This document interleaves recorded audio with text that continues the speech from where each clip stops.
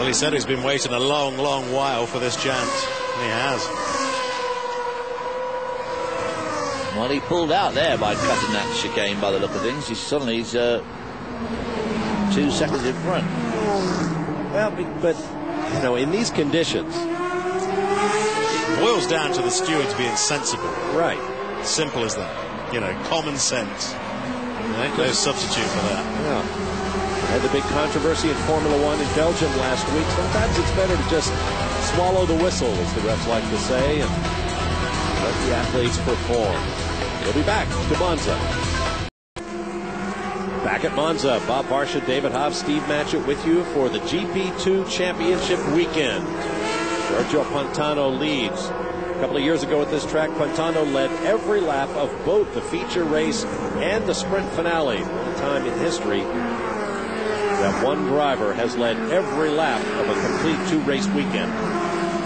Right now he leads. He is in championship clinching position. He's being hounded by Luca Di Grassi and Pastor Maldonado of Venezuela, who keeps racking up fast lap. He's now broken into the 49s, as was Pantano that last lap. So Giorgio coming alive, even though he still can't seem quite to figure out how to get stopped for that first chicane. I'm trying to illustrate or illustrate the fact that Ambrosio has got the wing mounted higher on his car than the others. There it is, you can see it on the shot now. The rear wing on the car. It's very typical at Monza that they run that low mounted wing, but of course in these conditions you might get a little bit more downforce out of the car to put it up there. I'm sure you'd get a lot more downforce up there, but ooh, there are those clouds. I think they are going away, aren't they? Looks like it. Giorgio Pantano hangs on to a slim lead from Lucas Di Grassi as they go through the Lesmos. 19 laps to go. Everybody has to pit, of course, don't forget to change the tyres. Except Mike Conway, and he pitted from 10th. He's now down in 20th.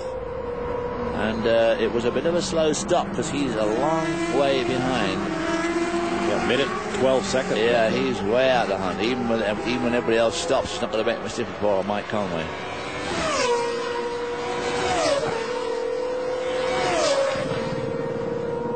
So it's going to be an interesting lottery. There you see that dry line forming. Pastor Maldonado closing up on Luca Di Grassi. Maldonado has just taken, 3 seconds in the last 4 laps out of Di Grassi's time, Maldonado. He really is moving.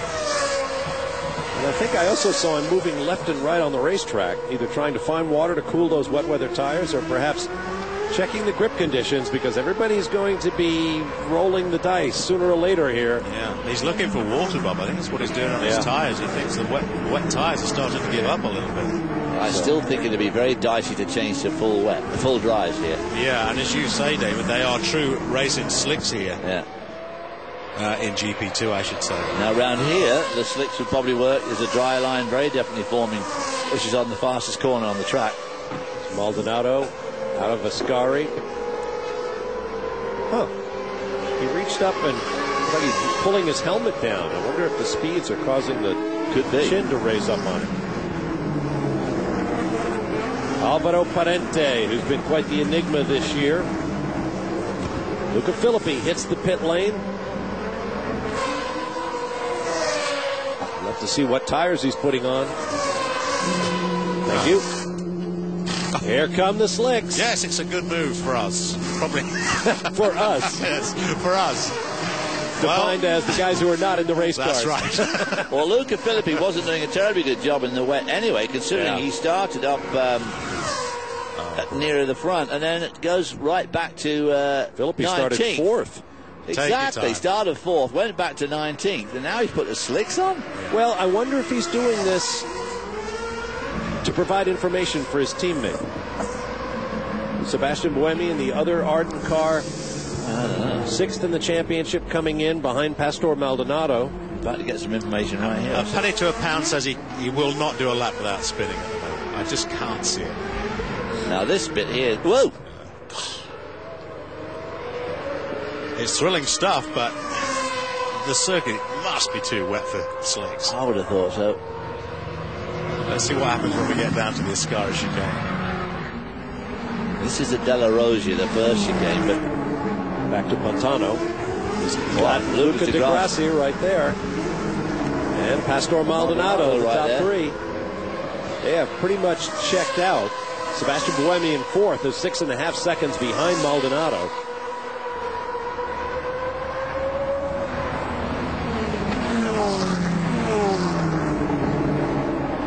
Boy, they're being careful. Meanwhile, how is Luca Filippi doing on those slicks?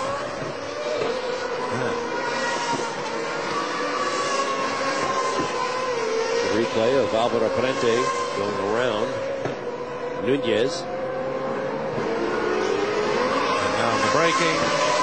I'll tell you what, all the drivers have been very good today. They've all kept their head. The driver doing the overtaking and the overtakee have all done very, very good. This is Valerio and Kobayashi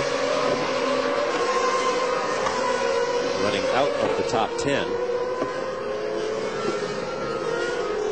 Oh, Degrassi misses the chicane. Pastor Maldonado makes a real dog's breakfast of that too. Bouncing over all the curves. Whoa. Kobayashi at the Lesmos.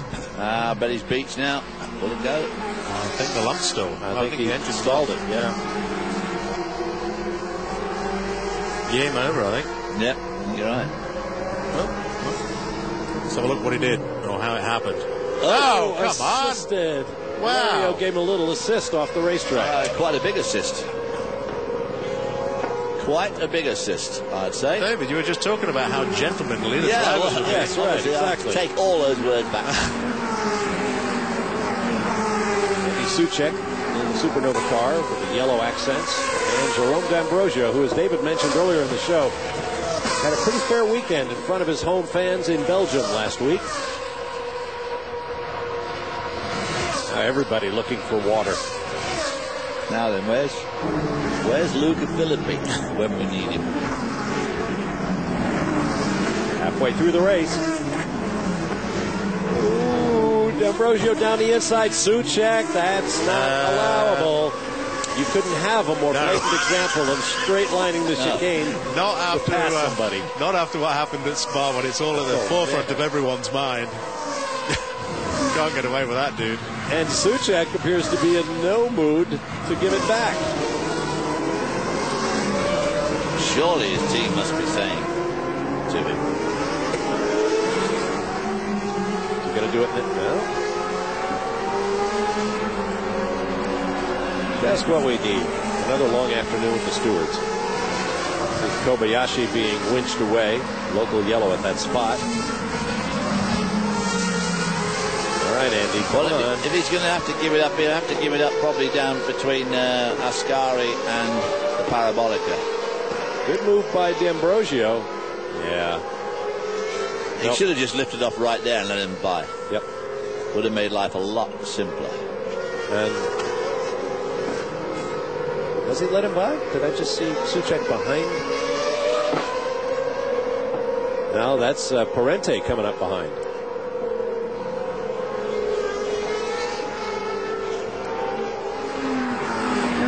D'Ambrosio finds himself between his two Supernova teammates. Got sunshine down here in the Parabolica now. That's a good sign. Right there. Suchek, no, he does not pit. Is he going to let him by? Yes. No, he has not yet. Oh, he's waved. He's waved him by. He waved him by. I think at that point the team said, "You got to do it." Yeah.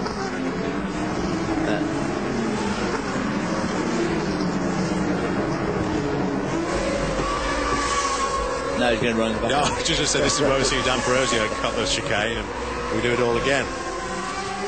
Meanwhile, this is Pantano trying to lap Luca Filippi, who is out there bravely on slicks. On board with Degrassi. He's chasing Pantano. I'm amazed no one else has pitted yet. Alvaro Parente lays down fast lap, down to a 48.777.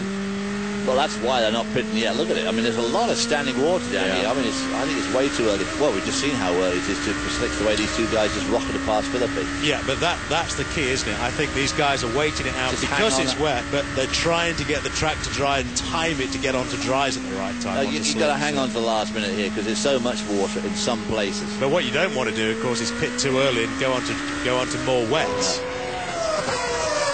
Philippi has a couple of podiums here at Monza, so he's pretty good around this track.